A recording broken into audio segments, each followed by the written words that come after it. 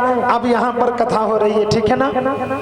और एक भैया से अगर कहो भैया कथा हो रही है, पूरा गांव जा रहा, आप कथा सुने नहीं जाते? कहते महाराज ऐसी कोई बात नहीं, चले तो जाते, लेकिन उनसे कहो कि भगवान को नहीं मानते?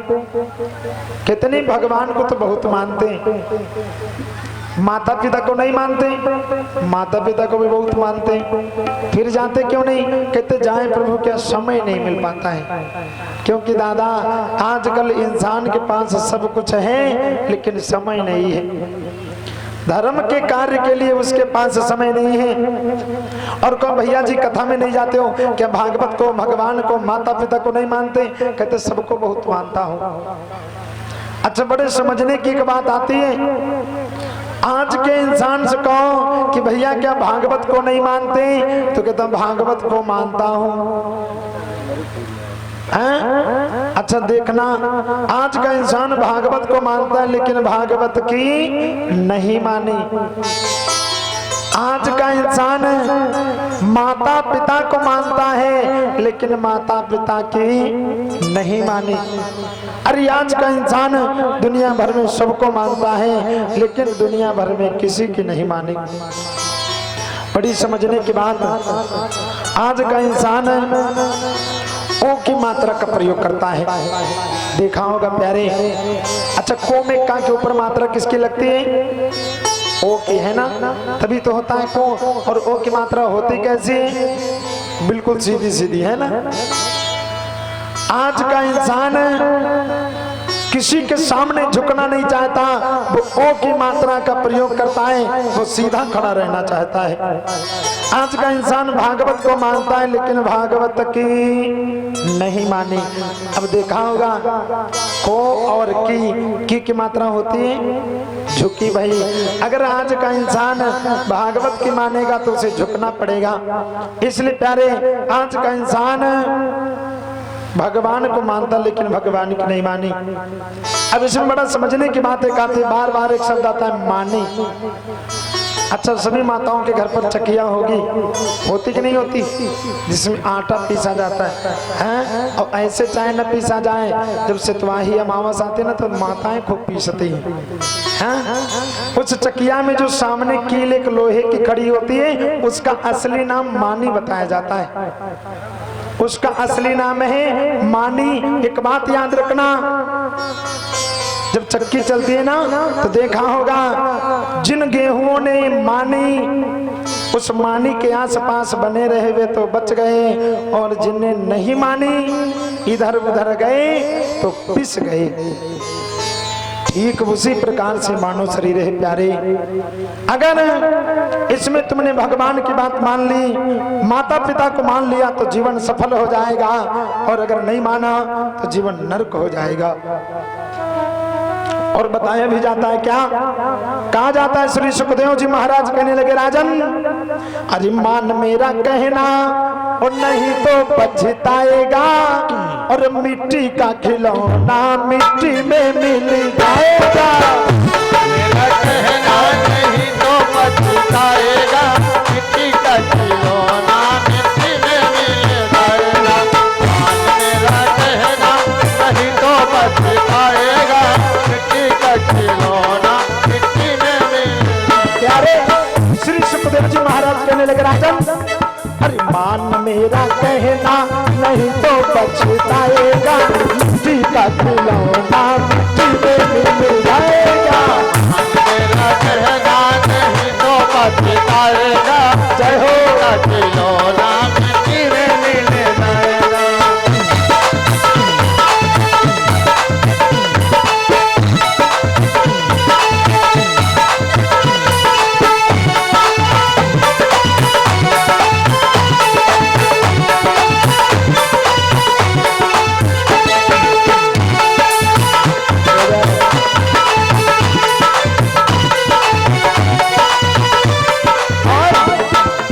कहने लगे, हे राजन आज का इंसान देखता है ना, अच्छे अच्छे कपड़े पहन लिए, सुंदर सुंदर कपड़े, और उन कपड़ों के कारण आज का इंसान धरती पर बैठना पसंद नहीं करता।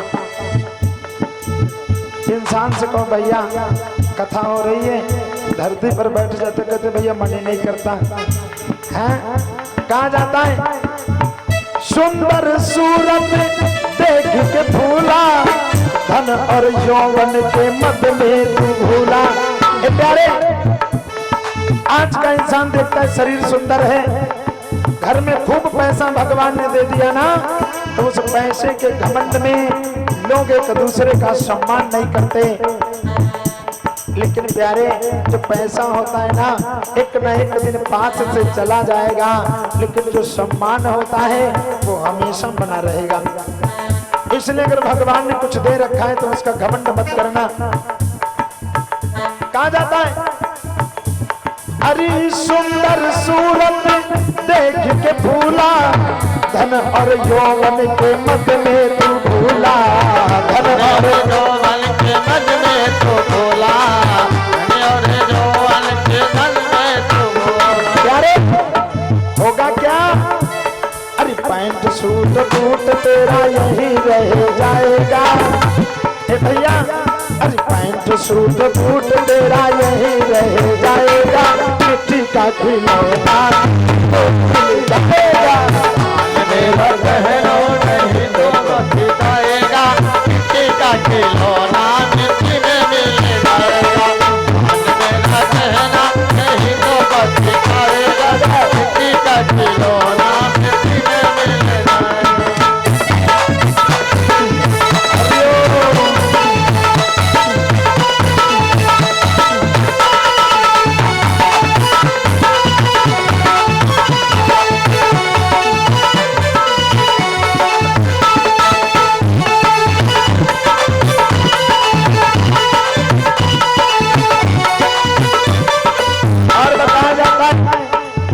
बड़ी सुंदर सी बात है, इस दुनिया में जब आया उसे कनेक्ट दी जाना। इसलिए कहा अरे मान मेरा कहना नहीं तो बच पाएगा, मिट्टी का खिलौना मिट्टी में मिल जाएगा।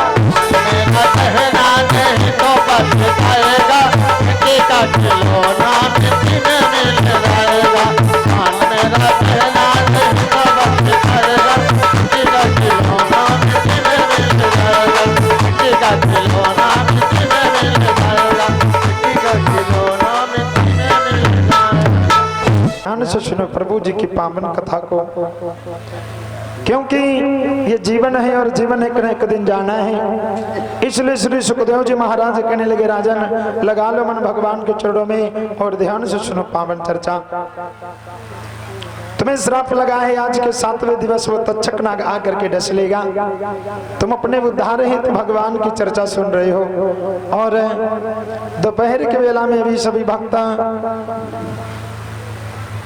शास्त्री जी के मुखारबिंद से पावन कथा का रसपान कर रहे थे। किस प्रकार से भगवान ने श्री गोवर्धन भगवान का पूजन करवाया। जिस समय गोवर्धन भगवान का पूजन हो गया और जो माताएं प्रसाद लाई हैं तो अभी उनका भोग लगवाया जाएगा, और अभी कुछ समय उपरांत में हमारे परम पूज्य महाराज जी का पदार्पण होगा। तो मैं सभी भक्तों से निवेदन करूंगा कि हमारे महाराज जी का पावन स्वागत अभी कुछ ही समय उपरांत में होगा। इसलिए सभी भक्त जब आ जाएं गुरुदेव भगवान, उसके बाद में प्रभु जी का पावन 56 भोग भी लगेगा, पावन वंदना भी होगी, उसके बाद में पावन चर्चा और पावन चर्चा भी श्रवण कर रहे थे। किस प्रकार से भगवान ने पूजन करवाया। आवो भोग लगाओ प्यारे मोहन, आवो भोग लगाओ प्यारे मोहन, आवो भोग लगाओ प्यारे मोहन, आवो भोग लगाओ प्यारे मोहन, आवो भोग लगाओ प्यारे मोहन, आवो भोग लगाओ प्यारे मोहन, आवो भोग लगाओ प्यारे मोहन। सब अमृत हो जाए मेरे मोहन, सब अमृत हो जाए मेरे मोहन, आवो भोग लगाओ मेरे मोहन।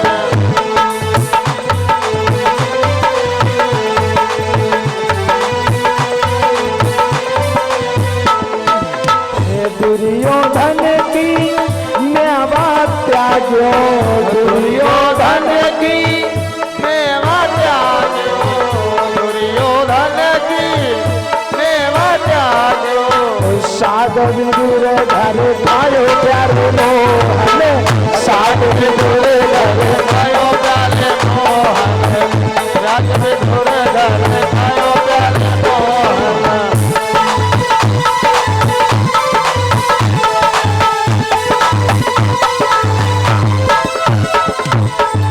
साग विदुर घर खायो प्यारे मोहन, साग विदुर घर खायो प्यारे मोहन, साग विदुर घर खायो प्यारे मोहन। आवो भोग लगाओ प्यारे मोहन, सब भोग लगाओ प्यारे मोहन, सब अमृत हो जाए प्यारे मोहन, सब अमृत हो जाए प्यारे मोहन, सब अमृत हो जाए प्यारे मोहन।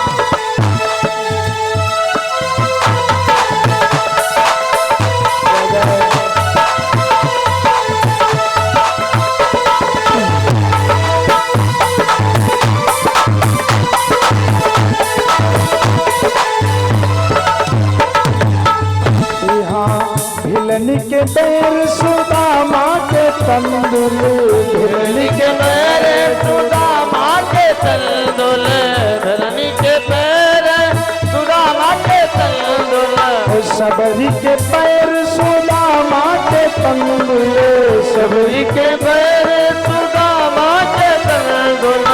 रुचि रुचि भोग लगाओ प्यारे मोहन, रुचि रुचि भोग लगाओ प्यारे मोहन, रुचि रुचि भोग लगाओ प्यारे मोहन।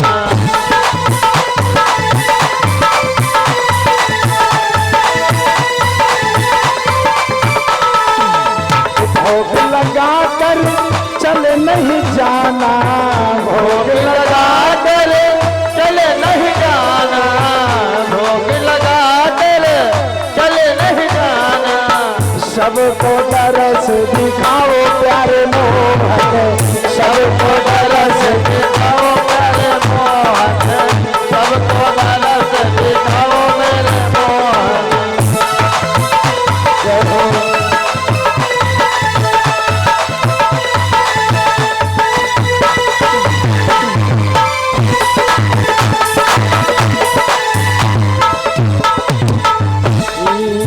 गिरी छुहारा किसमिस मेवा, गरी छुहारा किसमिस मेवा, गरी छुहारा किसमिस मेवा।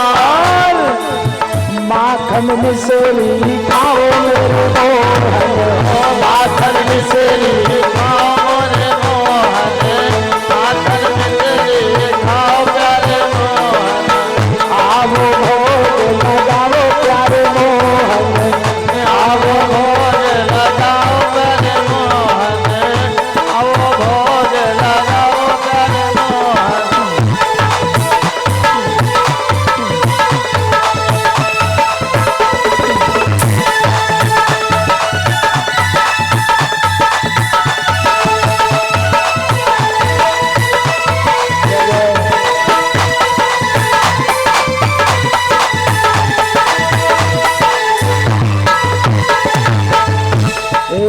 जो कोई तुम्हारा भोग लगावे, जो कोई तुम्हारा भोग लगावे, जो कोई तुम्हारा भोग लगावे।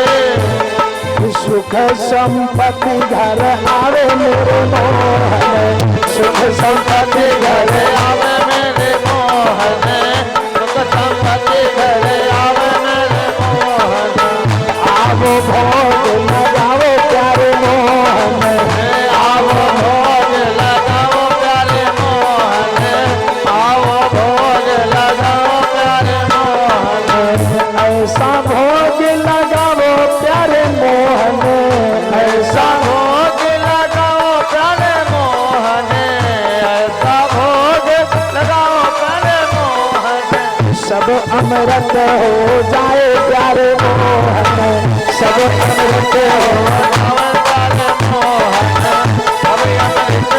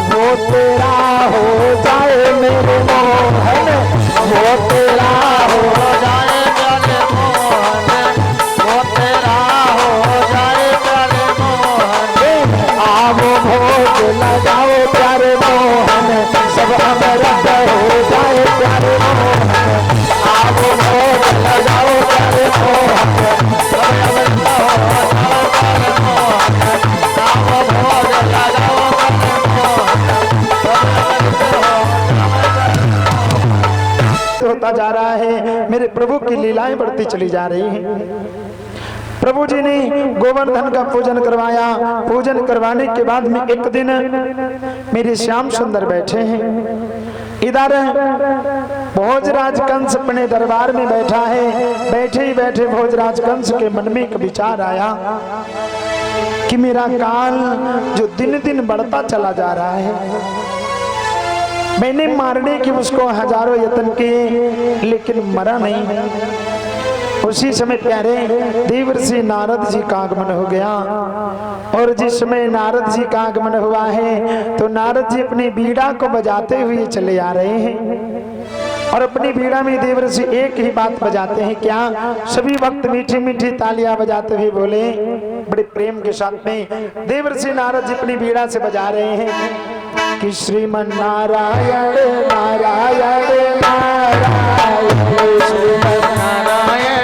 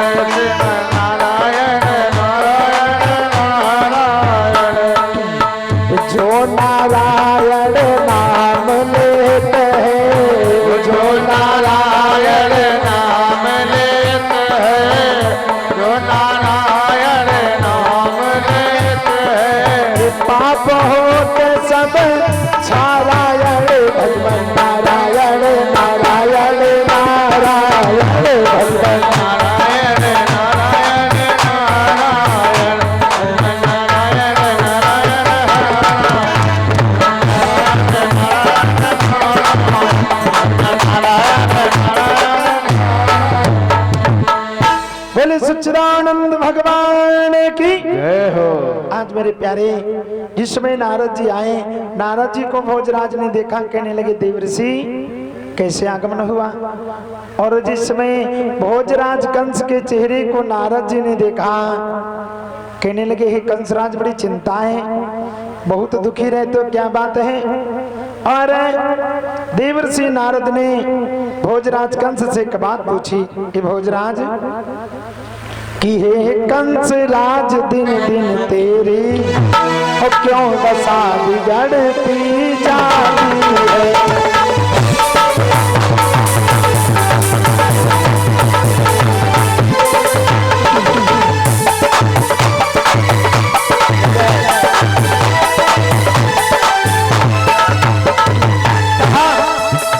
हे कंस राज दिन दिन तेरी क्यों दशा बिगड़ती जाती है। और दिन है बसंत के खिलने का, पर कली सिकुड़ती जाती है।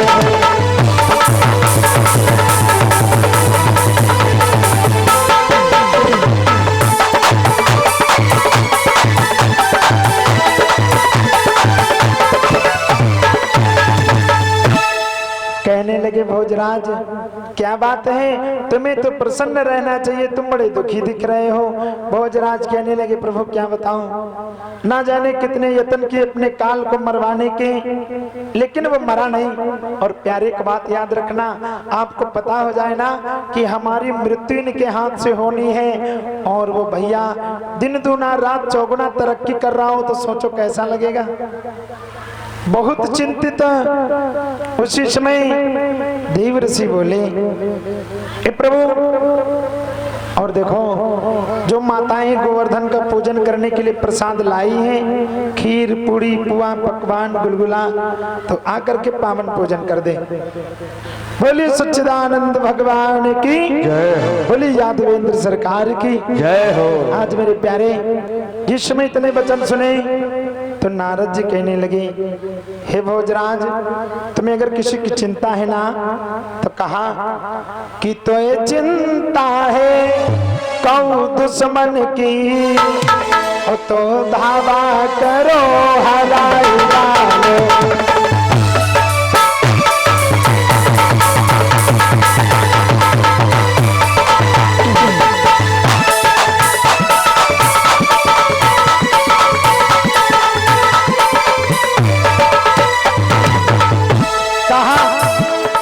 अगर तुम्हें चिंता है किसी की ना कि तो एक चिंता है तो दुश्मन की, और तो धावा करो हराई डालो, और भीतर से कोई रोग भयो तो कैद दवा कराई डालो।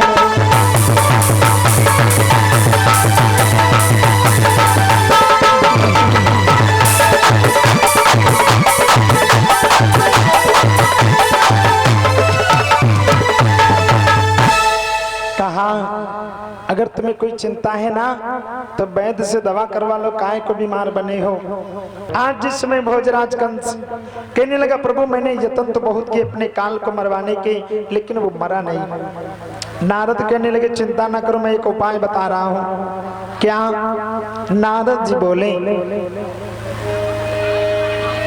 हरि सुन करके तब इतनी बानी नारद कहने लगे समझाई कारण प्यारे कंस राज तुम मेरे बचन सुनो चितलाए। बोले बाबा तब कंस से तेरा ध्यान के गया गवाए, यज्ञ करो एक अपने घर में,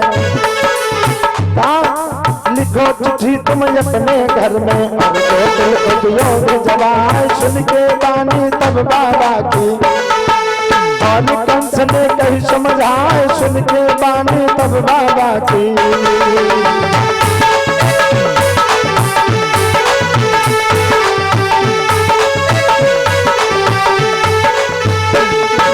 सुन के बानी तब बाबा की और कंस ने कही समझाए, नाथ करूं मैं का उपाय तो जल्दी दियो बताए। सुन के बानी तब कंस के नारद कहने लगे समझाए, लिख कर चिट्ठिया भेजो गोकुल, और 3 छतरिया पुष्प मंगाए, पुष्प न लावे गर्वो ज्वाला, और उनको जेल में कियो डराए। सुन के बानी तब बाबा की कंस जी कहने लगे समझाए, सुन के बानी तब बाबा की।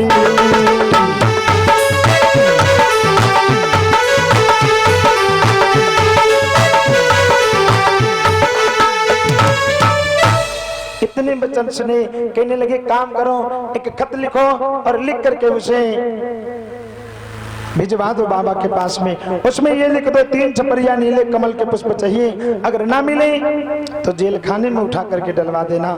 जिस समय इतने वचन सुने कहने लगे प्रभु ये तो नहीं हो पाएगा, क्या करें। उसी समय मेरे प्यारे कहा भी जाता है कि इंसान की बुद्धि कब कितनी ट्रेन बदल जाए कुछ पता नहीं है। भोजराज ने खत लिखा, खत लिखने के बाद में जिस समय वो खत बाबा के द्वार पर पहुंचा, मैया यशोदा नंद बाबा बैठे हैं, उधर से भगवान मुरली मनोहर गिरधारी घनश्याम शाम के समय में गायों को लेकर के वापस आ रहे हैं। बाबा ने जिस समय खत को पढ़ा आंखों में आंसू आ गए, रोने लगे प्रभु अब क्या होगा। मेरे लाला को मरवाने के पीछे ना जाने ये कंस कितने उपाय कर चुका है, मेरी बेटे के पीछे क्यों लगा है। मैया भी रो रही है, बाबा भी रो रहे हैं। तब तक उस कंस के खत को भगवान मुरली मनोहर गिरधारी घनश्याम ने देख लिया। और भगवान जी जब आए हैं, भगवान आए मैया से जिद करने लगे, ए माँ क्यों रो रही हो, बात क्या है। मैया कहने लगी लाला बात मत पूछ। जब इतने वचन कहे भगवान कन्हैया कहने लगे माँ हमारे होते हुए अगर तुम्हें किसी ने आंख दिखा दी ना तो ये सोच लेना इस बेटे का जीवन में होना बेकार है। और माँ जिस बेटे के होते हुए अगर माता पिता की आंखों में आंसू आ जाए उस बेटे को ये समझ लेना चाहिए उस बेटे का होना ना होने का कोई मतलब नहीं है। भगवान कन्हैया इतनी देर के लिए मेरे भैया बताया जाता है, मेरे श्याम मेरे परमात्मा ये भूल गए कि मैं यहाँ पर माया करने के लिए आया हूँ। क्योंकि माँ की आंखों में आंसू देखे भगवान कन्हैया कहने लगे माँ शायद तुम्हें पता नहीं है कि तुम्हारे बेटा बलराम और श्याम में कितनी ताकत है। कितनी ताकत है। भगवान कन्हैया कहने लगे, ए माँ सुनो,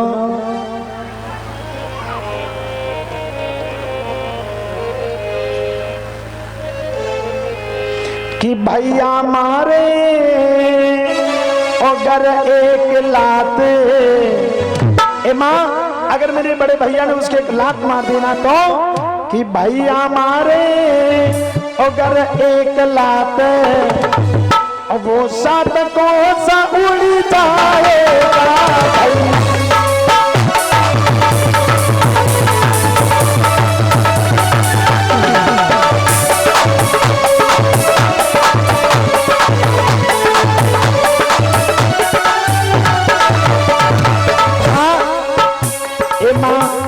तुम्हें नहीं पता है कि भैया मारे घर 1 लाख अब वो 7 कोस उड़ जाएगा। अरे माँ कि मोहन के एक तमाचे में, ये माँ तुम्हें पता नहीं है कि मोहन के एक तमाचे में वो नीच न बचने पाएगा।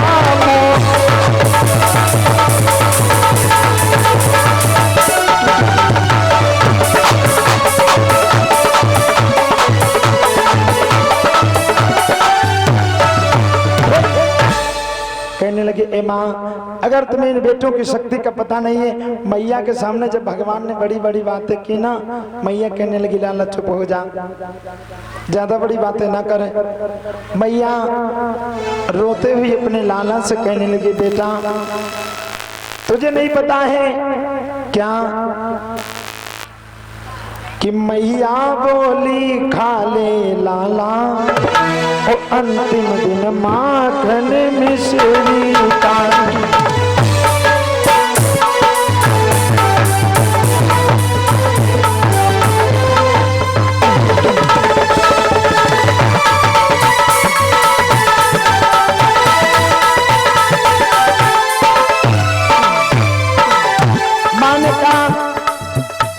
मैया बोली खा ले बेटा और अंतिम दिन माखन मिश्री का।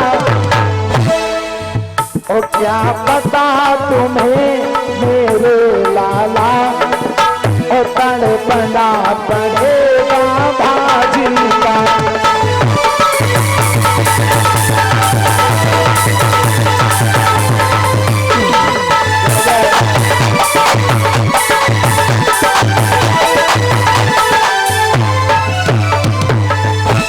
माँ कहने लगी, ए बेटा आज माखन मिश्री खा ले, क्या पता कल रोटी को भी तरसना पड़े। लाला कहने लगे, माँ बातें ना कर, चल मुझे भोजन खिला। मैया से बार बार कहा, मैया रो रही थी ना। और प्यारी एक बात बताई जाती है, माता चाहे कितनी भी दुखी हो ना, ये पिता चाहे कितना भी दुखी हो, अगर दुखी पिता को कोई खुश कर सकता है तो उसकी संतान उसे खुश कर सकती है। आज भागते हुए भगवान कन्हैया कहने लगे, माँ मुझे माखन मिश्री खिला दे। मैया ने भोजन कराया। सुबह से शाम होने वाली है, सभी बैठे हैं। भगवान ग्वाल वालों के पास में जाकर के कहने लगे, भैया क्यों ना चलो आज खेल करने के लिए चला जाए। ग्वाल बाल कहने लगे, चलो। ग्वाल बालों को लेकर के भगवान मुरली मनोहर गिरधारी घनश्याम काली दह की तरफ चलते चले जा रहे हैं। जिस समय चलते चले जा रहे बताया जाता है, जिस समय चलते हुए गए हैं, जा करके काली दह के किनारे पहुंच गए। भगवान कहने लगे, भैया कोई ऐसा कार्य मत करना जिससे यहाँ पर किसी को कोई नुकसान हो। उसी समय ग्वाल बाल कहने लगे, कन्हैया तू बड़ा चंचल है, तू खुद को बचा के रखना। अब ग्वाल बाल बैठे रहे, तब तक एक लड़का उसमें से कहने लगा, भैया ये बताओ हम गैया तो ले आए, लेकिन खेल कैसे होगा। कहने लगे, खेल के लिए एक उपाय है। दामा नाम के ग्वाले ने अपनी जेब में हाथ डाली और एक गेंद निकाली। कहने लगे, भैया आज गेंद का खेल होगा। खेल प्रारंभ हो गया। जिसमें खेल प्रारंभ हुआ, खेल चलता रहा चलता रहा चलता रहा। भगवान कन्हैया को अपने मामा की याद आ गई।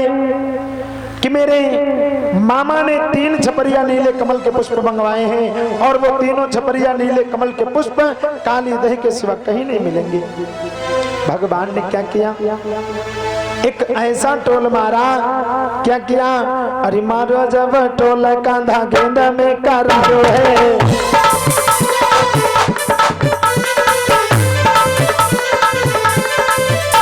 क्या किया,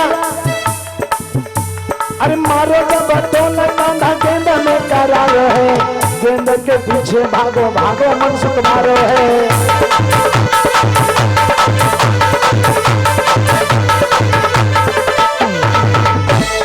आज खेलते चले जा रहे हैं, अरे कौन लगाए पाँच में डंडा, ले लायो हाथन में डंडा, ले लायो।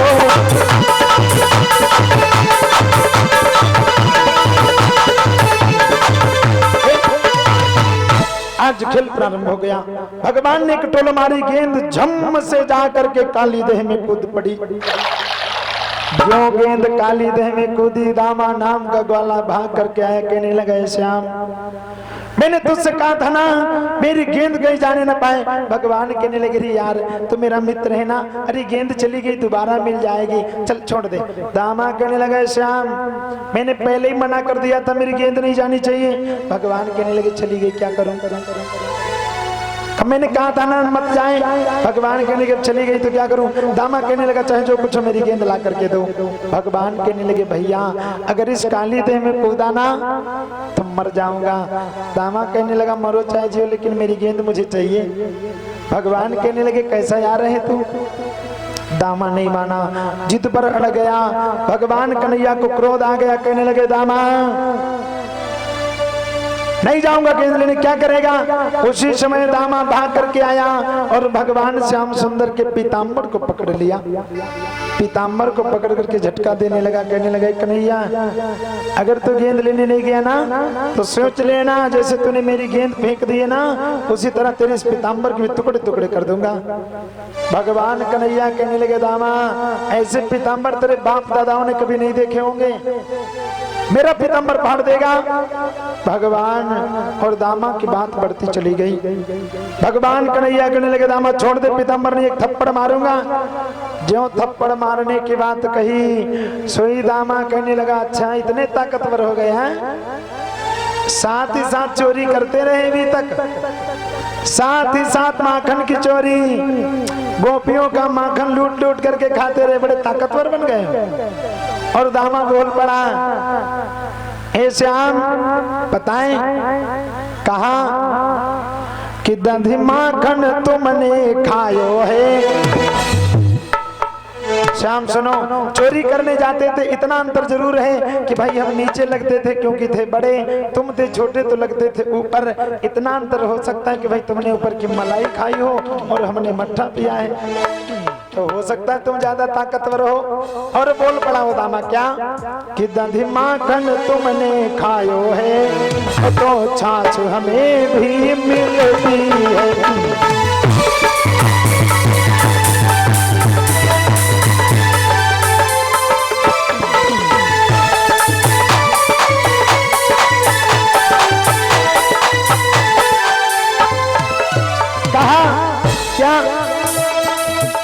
दधी माखन तुमने खायो है और तो छाछ हमें भी मिलती है।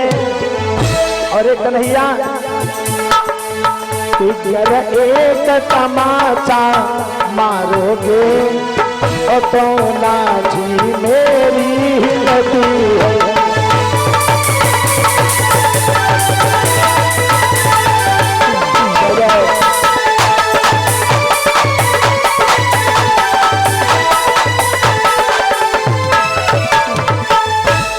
दामा कहने लगा अगर तुमने एक भी थप्पड़ मारा तो मेरे पास भी लाठी, बात बढ़ गई। दामा को क्रोध आ गया, कहने लगा कन्हैया इतने ही बड़े अगर ताकतवर हो ना तो तेरी बूढ़ी मैया और तेरे पिता रो रो करके बेचारे परेशान हैं, जा और कूद करके इस काली देह से गेंद निकाल ला। भगवान श्याम तो चाह ही रहे थे कोई ऐसा कहे, वैसा ही किया भगवान ने। प्रभु जी ने एक छलांग मारी और झम से काली देह में कूद पड़े। जिसमें काली देह में कूद करके नीचे पहुंचे हैं। कालिया नाग सो रहा है, नागिनियां जग रही है। नागिनियों ने जिसमें उस प्यारे से लाल को देखा, नागिनियां कहने लगी बहना बहुत सुंदर बच्चा है, बहुत सुंदर, इतना सुंदर कि क्या बताऊं, ना जाने ये बच्चा यहाँ कैसे आ गया। नागिनियां भगवान कन्हैया को समझ नहीं पाई और श्याम सुंदर से कहने लगे श्याम